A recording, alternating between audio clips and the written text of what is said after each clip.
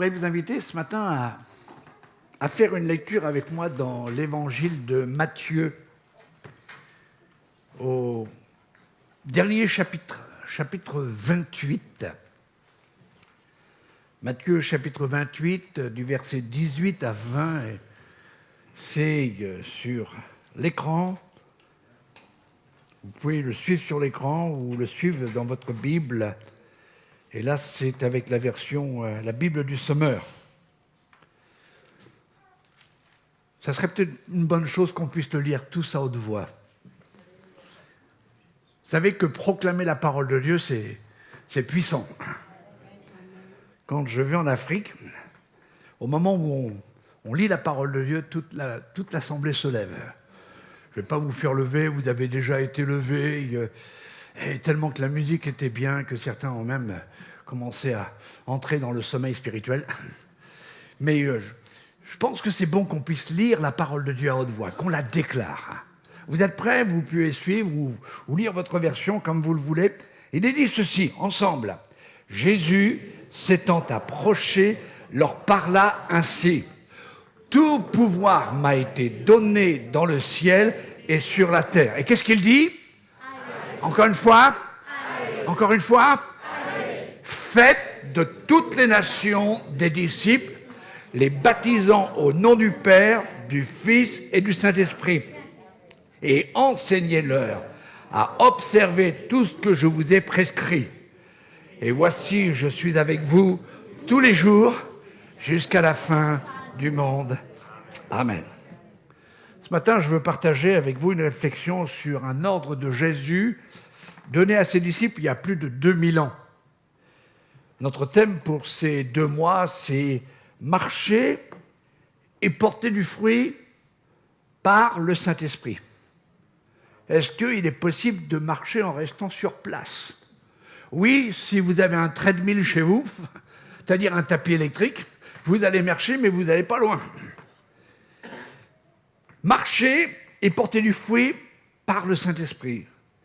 Porter du fruit à la gloire de Dieu.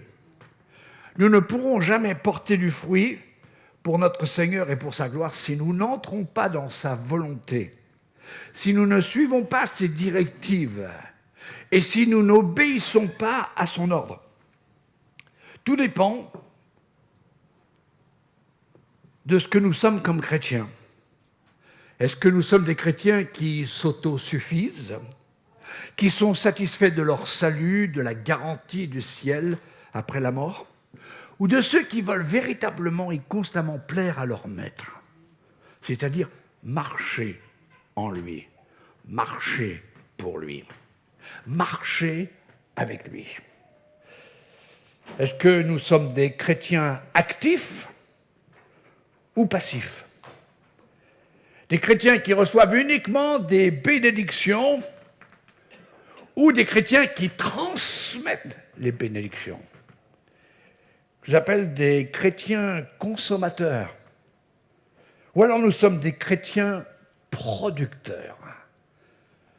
Je ne sais pas s'il y en a qui ont un petit coin de jardin, mais comme c'est bien d'avoir un petit coin de jardin et de produire ses propres légumes. En plus, c'est meilleur et c'est pas cher. Moi, je sais qu'on a un petit coin avec les fraises. Je sais que depuis plusieurs années, on a une super vigne. Et l'année dernière, quand on est revenu de nos vacances, on n'avait pas mis le filet. On a un filet pour protéger le raisin. Quand je suis rentré, j'ai dit « Seigneur, tu n'aurais pas pu mettre les oiseaux ailleurs ?» Mais j'ai produit de la nourriture pour les oiseaux. Et entre parenthèses, de la fiandre aussi par terre. Mais est-ce que nous sommes consommateurs? Nous venons dans l'église pour consommer, pour recevoir des bénédictions. Alors que le Seigneur nous dit qu'il faut aller, qu'il faut marcher, qu'il faut porter du fruit. Est-ce que nous sommes des chrétiens qui descendent dans l'arène de la vie chrétienne, où il y a une vie de combat, ou de ceux qui restent dans les gradins, qui observent et qui disent aux autres ce qu'il faut faire? Vous connaissez il faucon, il faucon, il faucon. Le faucon, c'est un volatile. Eh bien, le Seigneur veut nous parler ce matin et nous rappeler la grande mission qui n'est pas une suggestion. Allô? La grande mission n'est pas optionnelle. La grande mission n'est pas une suggestion. Et le Seigneur nous demande de porter du fruit à sa gloire. Simplement de porter dans nos vies ce que fait le Saint-Esprit. Porter en nous ce que le Saint-Esprit œuvre en nous et au travers de nous. Les religieux, eux, eh bien, veulent fabriquer des fruits. Le Seigneur ne nous demande pas de fabriquer ou manufacturer des fruits. Les religieux le font, mais c'est des fruits qui sont secs, sans jus, sans vie, sans puissance. Mais ceux qui sont remplis du Saint-Esprit travaillent pour le royaume de Dieu. Et dans ce royaume, Jésus est souverain. Et nous sommes soumis à son autorité. Et en étant soumis à son autorité, on reçoit la vie du Christ. Et la vie du Christ, elle est pleine de bons fruits. Jésus a donné une direction, un ordre tout à fait clair à ceux qui étaient ses disciples, à ceux qui, la promesse du Père avait été faite, vous recevrez une puissance, le Saint-Esprit venant sur vous. La promesse du Christ à ceux qui sont dans la mission de Christ, c'est la puissance du Saint-Esprit, c'est l'onction du Saint-Esprit. Et c'est constamment, jour après jour, 24 heures sur 24, que vous soyez en retraite ou pas en retraite, en activité ou en vacances, il est avec nous tous les jours. Et c'est lui qui travaille au travers de nous. Et pourquoi cette promesse? Pourquoi cette promesse du Saint-Esprit? Pourquoi cette promesse du Saint-Esprit qui est liée à cette grande mission? Eh bien, tout simplement parce que le monde entier a besoin de Jésus. Le monde entier a besoin de Jésus. Spécialement dans les temps où nous vivons, où tout se tourne avec inquiétude, n'importe où pour trouver une solution à notre monde en pleine confusion. C'est pour cela que Jésus a donné à ses disciples cette grande mission. Et il a dit... Tout pouvoir m'a été donné dans le ciel et sur la terre. Je ne sais pas si vous réalisez que Jésus, votre Seigneur et Sauveur, a tout pouvoir. Est-ce que nous avons tout pouvoir? On n'a pas tous les pouvoirs. Mais en Jésus, et quand nous marchons avec lui, et pour lui, et par le Saint-Esprit, les pouvoirs de Christ nous sont transmis. Tout pouvoir m'a été donné dans le ciel et sur la terre. Et voici ce qu'il dit, allez, faites de toutes les nations des disciples et baptisons au nom du Père, du Fils et du Saint-Esprit et enseignez-les à observer, à observer. Là aussi, il y a une transmission d'expérience. Pas simplement d'écouter, mais de mettre en pratique. Et voici, je suis avec vous tous les jours, jusqu'à la fin du monde. Le « voici, je suis avec vous tous les jours » s'implique à ceux uniquement qui entrent dans cette mission. À ceux qui n'ignorent pas cette mission. À ceux qui marchent pour lui. À ceux qui sont actifs pour son royaume. Quelquefois, on peut se poser, mais est-ce que vraiment Jésus était avec moi? Mais on devrait plutôt se poser une autre question. Est-ce que je suis vraiment avec lui? Est-ce que je suis dans cette mission importante? Quelle est cette mission? C'est aller. Allez et faites. Non pas allez et promenez-vous. La vie chrétienne n'est pas une belle balade. Comme je l'ai dit dernièrement dans un de mes tweets, la vie chrétienne, ce n'est pas une cour de récréation, c'est un champ de bataille. Nous nous battons contre les forces infernales, mais on ne se bat pas tout seul. Christ combat pour nous, et nous combattons avec lui. Allez et soyez mes témoins. Allez et répandez la bonne nouvelle. Allez et soyez la bonne nouvelle. Allez et brillez. Allez et soyez la lumière. Et la promesse du Saint-Esprit, de sa puissance, de son onction, nous sera donnée parce que nous entrons dans cette mission.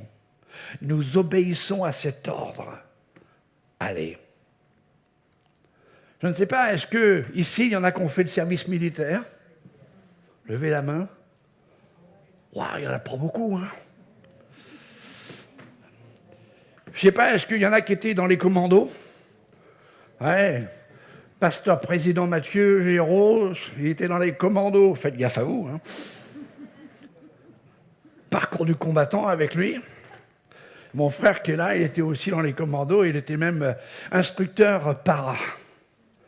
Si vous voulez expérimenter ce que c'est que la sensation du saut en parachute, la sensation de planer dans les airs. Je sais que beaucoup expérimentent la façon de planer, mais planer dans les airs, eh bien cela ne suffit pas simplement d'avoir un parachute dans le dos. Il faut, au moment où nous sommes devant la porte ouverte ou à l'arrière de l'avion, obéir à l'ordre qui nous est donné après que la lumière verte s'est allumée. Et quel est l'ordre? Go! Mais si vous restez au fond de l'avion, j'ai peur. Mon Dieu, je regrette d'être monté dans cet avion. Vous avez peur. Mais Dieu nous dit, go! Lance-toi! Pourquoi? Parce que le parachute, le paraclète, qui est le Saint-Esprit, va te tenir en l'air. Tu ne vas pas t'écraser. Tant que nous restons dans l'avion avec le parachute dans le dos, nous ne pourrons jamais expérimenter ce bonheur de voler. As-tu volé, pasteur? Oui, j'ai fait du parachute, mais à sensationnel. C'est-à-dire que j'étais attaché avec un câble. Mais ça fait drôle, hein, quand vous êtes à 100 mètres, et puis d'un seul coup, le bateau ralentit, puis d'un seul coup, vous avez l'estomac qui vous remonte au cerveau, vous avez le cerveau qui vous descend dans les pieds. J'arrête là. Mais c'est vrai que c'est toujours mon intention un jour de faire le grand saut. Faire le grand saut. Je ne sais pas si certains de ma génération se rappellent du feuilleton Les Hommes Volants. Non, je ne veux pas faire Spider-Man ou peu importe. Mais le Seigneur nous dit « Go !» Et pour bien voler, normalement, c'est comme un avion. Il faut voler avec les vents contraires. Ça s'appelle la portance. Et vous êtes porté par le vent. Et notre mission, c'est go. Allez. Tourne-toi vers ton voisin et dis, es-tu entré dans la mission? Est-ce que tu go? Allez. Dites-le à votre voisin. Bon, certains, ils sont attachés au parachute. Laissez-moi vous dire, ce n'est pas une suggestion. Ce n'est pas une option. Et peut-être que certains qui ont vraiment passé l'âge ou sont entrés dans l'âge du respect, c'est bien dit, hein.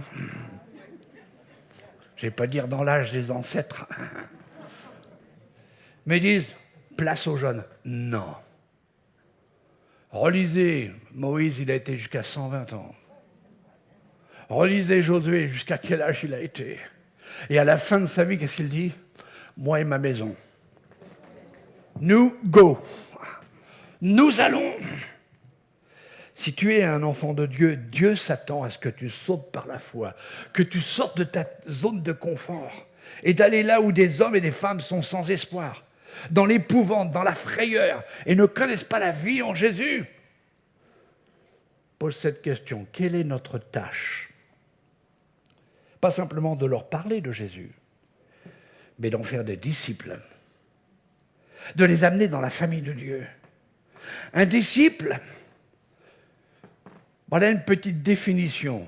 Un disciple, c'est quelqu'un qui fait 5 choses qui prouvent la vraie raison de sa vie sur terre. La première chose, c'est connaître et aimer Dieu. Alors la vie éternelle, c'est qu'ils te connaissent, toi, le seul vrai Dieu. Connaître Dieu, ce qui nous amène à mieux vivre. Si tu ne connais pas Dieu, tu vas avoir une vie lamentable, une vie misérable. Une vie avec un parachute, mais en fin de compte, c'est un sac à dos plein de pierres. Essaye de sauter, tu t'écrases. Et ça fait tache en bas. Connaître et aimer Dieu. Deuxième chose, c'est grandir dans une maturité spirituelle.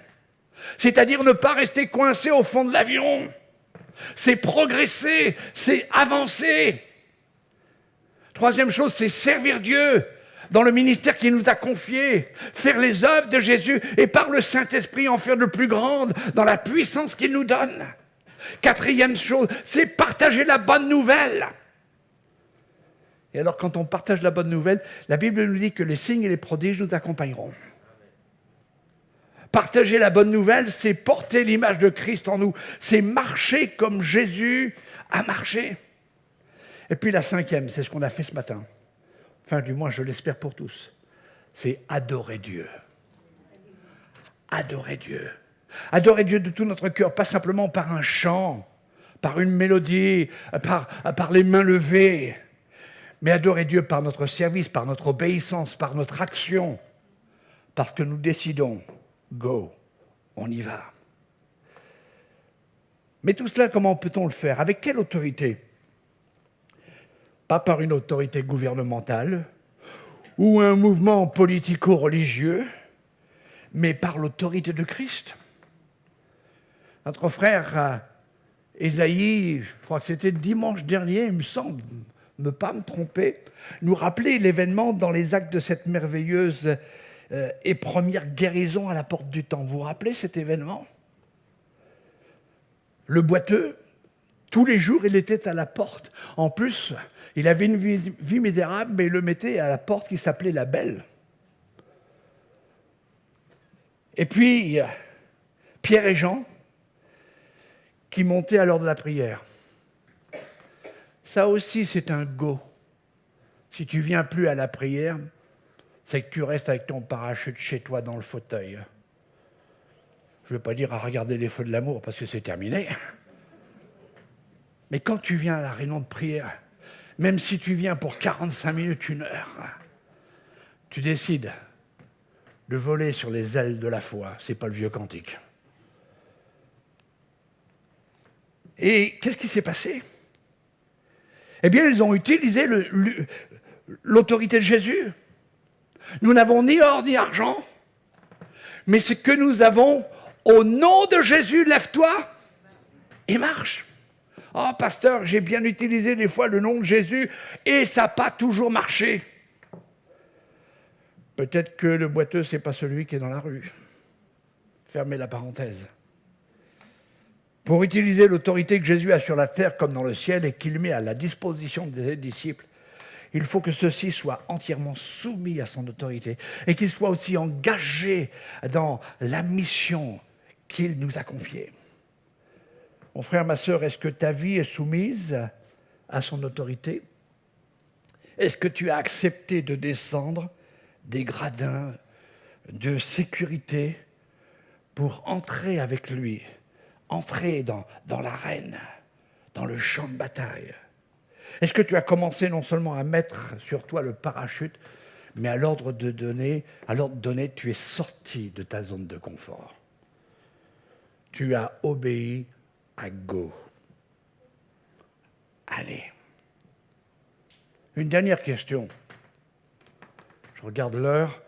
Quelle est notre responsabilité? Ou plutôt, jusqu'où s'étend-elle? Faire des disciples de quelques nations? Non, de toutes les nations. Est-ce que cela implique des nations qui sont hostiles aux croyants, au christianisme? Oui. Des pays qui sont comme le nôtre dans un tourment politique? Oui. Faites de toutes les nations des disciples. Faites de toute personne, de tout être humain, de toutes les cultures différentes, les couleurs différentes, les mentalités différentes. Pourquoi? Parce que le monde entier a besoin de Jésus.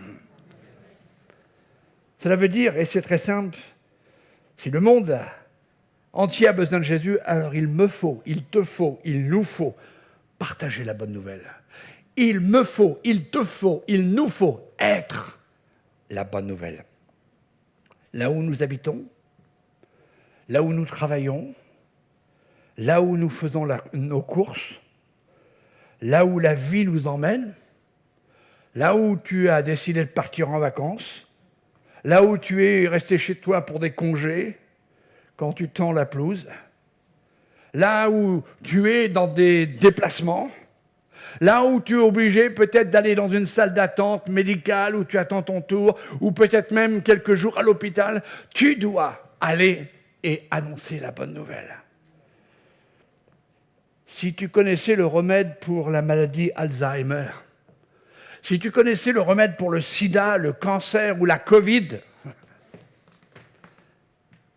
je ne vais pas dire si tu connaissais le vrai vaccin, et que tu ne le partages pas, tu ne l'offres pas, tu serais inexcusable et condamné pour assistance à personne en danger spirituel. Tu portes en toi le fruit de la vie éternelle. Allô ? Allez, dis-le à ton voisin, ta voisine. Tu portes en toi le fruit de la vie éternelle. Bon, le croque pas, hein. Tu portes en toi le fruit de l'amour de Dieu. Je vais plus loin. Tu portes en toi le fruit de la patience de Dieu. Waouh. Waouh. Tu portes en toi le fruit de la miséricorde de Dieu. Tu portes en toi le fruit du pardon de Dieu. Et Jésus dira, à ceux à qui vous pardonnerez, ils seront pardonnés. Nous portons en nous un remède bien meilleur et beaucoup plus puissant que tous les remèdes pour les maladies, et pourtant nous sommes reconnaissants pour la science médicale et les progrès qu'ils font. Mais nous connaissons le vrai remède pour le cœur humain et le besoin le plus profond de l'humanité. Et si nous ne le partageons pas, écoutez bien, nous risquons de le perdre. Nous risquons de le perdre. Et ce besoin, c'est le Sauveur, Jésus-Christ. C'est le Seigneur qui peut et veut libérer les hommes de l'esclavage du péché. Ce cœur de Dieu qui est plein d'amour et qui veut pardonner et libérer l'homme de sa culpabilité et commencer une nouvelle vie en tant qu'enfant de Dieu, mais aussi en tant que disciple de Jésus. On a remarqué, tous les pasteurs ont remarqué, le pasteur Mathieu il a remarqué, le pasteur Mathias a remarqué, et tous mes collègues dans le ministère ont remarqué. Il faut voir comment les nouvelles âmes qui se convertissaient et entrent dans les eaux du baptême sont de véritables évangélistes. Ils parlent à tout le monde. Alors que quand on prend de l'âge, de la superficie, et puis qu'on s'installe dans une sécurité, soit dite éternelle, on devient autosuffisant et on ne pense plus aux autres. On devient un consommateur et on n'est plus producteur de la vie. Et le parachute devient un fardeau lourd qui ne s'ouvre pas, mais on s'écrase. Alors qu'il est fait pour nous porter, nous diriger, nous envoyer là où l'Esprit nous conduit. La bonne nouvelle, c'est que Dieu n'a pas envoyé son Fils dans le monde pour condamner le monde, mais pour que celui-ci soit sauvé par lui.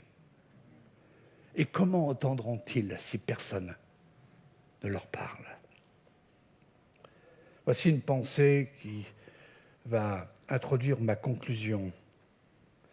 Quelquefois, nous avons des réflexions et des prières. Seigneur, envoie-moi la bonne personne. Ce n'est pas une bonne prière, parce que toute personne non sauvée est une bonne personne à sauver. Allô? Seigneur, permets une circonstance adéquate. Mais tous ceux qui vivent autour de nous sont voués à la perdition. Et s'ils meurent alors que nous avions la possibilité de leur parler et que nous nous sommes tus, nous n'avons pas révélé le fruit de l'esprit, ils iront en enfer. Au risque même peut-être de choquer certains, j'espère que quelquefois vous êtes choquables par le Saint-Esprit, mais il semble que nous, enfants de Dieu, on aurait besoin davantage d'avoir la vision de l'enfer plus que du paradis. De voir que tous les hommes et toutes les femmes que nous côtoyons, qui sont autour de nous, et qui savent aussi quelquefois que nous sommes enfants de Dieu, si nous ne leur parlons pas, oui, mais est-ce qu'ils vont se convertir? Ce n'est pas notre affaire. Le Seigneur nous a dit, allez, go! C'est lui qui fait le travail. C'est lui qui sauve. C'est lui qui régénère. Lorsque nos voisins, nos collègues nous parlent de situations désespérées, dramatiques, nous avons le devoir d'aller et de lancer cette corde d'amour pour les secourir. C'est ce que Jésus a fait pour moi, pour toi, pour nous. Et je désire le faire pour les autres. Et le désir du Seigneur, c'est que tous ici fassent comme Jésus. Quand Dieu a dit « Go » à son Fils, il n'a pas hésité. Quand Dieu a dit « Go au calvaire »,« Va au calvaire », il n'a pas hésité un seul instant. Il a donné sa vie. Et il l'a fait pour que les vies soient transformées, guéries, délivrées et amenées à la connaissance du grand Dieu. Voici ma conclusion. Elle est très simple. Sommes-nous prêts, non pas à réfléchir, mais à nous engager? Est-ce que nous sommes prêts? Il n'y a pas de meilleure période que dans celle où nous sommes depuis quelques années. Le monde est inquiet. Sommes-nous conscients, deuxième question, de notre responsabilité? Sommes-nous au courant que son autorité et sa puissance sont à notre disposition dans la mesure de notre engagement? Et peut-être que quelqu'un, ce matin, ne connaît pas Jésus comme son ami, comme son sauveur et Seigneur. Il aime m'entendre parler des messages. Il aime m'entendre parler de ce Jésus, cet homme extraordinaire. Mais il n'a pas encore fait le pas de l'obéissance. Pourtant, il est venu et il a donné sa vie sur la croix pour te racheter, pour te délivrer. Un seul regard vers lui, un seul soupir disant « J'ai besoin de toi dans ma vie ». Et ce qui se passe, le voilà qu'il entre. Rappelle-toi de Zachée. Il était dans son arbre, repoussé par la foule, mais pas repoussé par Jésus. Il s'est arrêté. Jésus s'arrête au pied de ton arbre et il te dit « Descends, parce que je veux entrer dans ta vie ». Ce n'est pas à toi de dire « Viens Jésus dans ma vie ». Il veut entrer. Simplement tu dis « Viens ». Comme la Samaritaine au bord de ce puits, assoiffée du vrai bonheur et de l'amour. Jésus lui a dit « Donne-moi à boire ». En d'autres termes, ouvre ta vie. Et l'eau que je vais te donner va combler toutes tes soifs. Ce matin, peuple de Dieu, nous sommes rassemblés ensemble. Et j'espère de tout mon cœur que nous ne nous rassemblons pas comme un peuple religieux, mais comme véritablement des croyants actifs, des croyants qui marchent dans la mission. Marcher et porter du fruit par l'Esprit. Marcher et porter la vie de Christ en nous. Est-ce que la vie de Christ est en toi? Alors si la vie de Christ est en toi, tu dois la partager. La foi, comme dira mon vieux père, c'est comme la variole, on la file aux autres. Il y a tellement de foi en nous que les gens qui nous écoutent disent « Waouh, c'est superbe, tu peux l'avoir ». Il suffit simplement de croire. Il suffit de faire un pas. Il suffit de go, d'aller. J'aimerais pendant un instant, nous puissions baisser nos têtes. J'espère que le Saint-Esprit a parlé à certains domaines de votre vie. Le Seigneur revient pour une église qui est en marche. Une église qui est active. Non pas une église qui vit de l'activisme.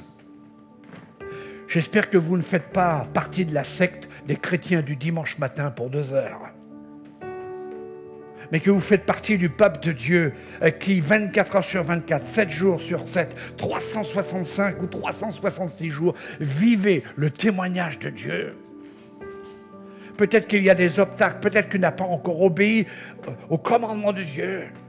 Il est dit, enseignez-les et baptisez-les au nom du Père et du Fils et du Saint-Esprit. Tu as entendu l'enseignement, peut-être que tu n'as pas encore décidé de suivre Jésus dans les eaux du baptême. C'est ce qui te manque pour recevoir l'autorité et la puissance et l'onction du Saint-Esprit. Ce matin, Dieu te parle. Pendant que nous sommes dans la prière, j'aimerais faire cet appel. Et dans cet appel, je suis déjà debout sur cette plateforme. Et encore ce matin, de très bonne heure, je disais, Seigneur, je veux réellement porter du fruit, porter la vie de Christ à tous ceux qui sont autour de moi, à tous ceux qui ne vivent pas selon les convictions que j'ai, à tous ceux qui vivent dans l'immoralité, dans le déséquilibre, dans la confusion. Jésus, tu as apporté la paix dans ma vie, alors je veux donner la paix autour de moi. Je veux vivre la paix. Je veux transmettre la paix. Transmettre la paix, c'est le prince de la vie. C'est le prince qui est Jésus. Matin, si tu veux répondre à cette question, je suis prêt à entrer dans la mission. Je voudrais simplement te demander de te lever à ta place pendant que les yeux sont baissés. Il nous faut entrer dans la mission. Déjà, à l'horloge de Dieu, il est peut-être -5. Certains pensent que Jésus-Christ va revenir en 2023, peu importe. Mais Jésus est là ce matin et il nous attend. Il veut que nous puissions nous décider. Peut-être que tu n'as pas encore livré complètement ta vie au Seigneur. Parce que le diable te dit, tu n'es pas encore prêt, il y a encore des choses qu'il faut régulariser dans ta vie. Laisse le Seigneur faire. Mais toi, décide-toi. Y a-t-il encore du monde ce matin? Y a-t-il encore des élus qui veulent répondre à l'appel de Dieu? N'hésitez pas, ne résistez pas. Le Seigneur est là. Il veut vous utiliser. Et peut-être qu'il y a quelqu'un qui n'a pas encore donné sa vie au Seigneur pleinement. Alors c'est le moment maintenant. Donne ta vie au Seigneur. Laisse Jésus entrer dans ta vie. Est-ce que tout le peuple de Dieu peut se lever? Est-ce que vous pouvez lever vos mains vers le Seigneur et commencer à bénir ceux qui ont dit oui au Seigneur, qui se sont engagés? Allez, élevez votre voix d'une façon audible. Commencez à prier les uns pour les autres, afin que personne dans ce lieu n'échappe à l'onction de Dieu, à la bénédiction de Dieu, à la présence de Dieu. Et voici, je suis avec vous tous les jours. Et il faut que tu partes avec cette confirmation. Jésus est avec moi tous les jours. Et il est aussi celui qui te guérit ce matin. Nous proclamons la guérison sur toute maladie ce matin. Parce que les signes et les prodiges accompagnent ceux qui ont cru. Alléluia. Nous bénissons ton nom, Seigneur. Nous glorifions ton nom ce matin, Seigneur. Nous honorons ta présence. Et nous décidons de marcher et de porter du fruit par le Saint-Esprit. Non pas d'essayer de fabriquer des fruits religieux, évangélicaux, pentecôtistes, mais vraiment les fruits de l'Esprit. Au nom de Jésus. Et que tout le peuple de Dieu dise Amen.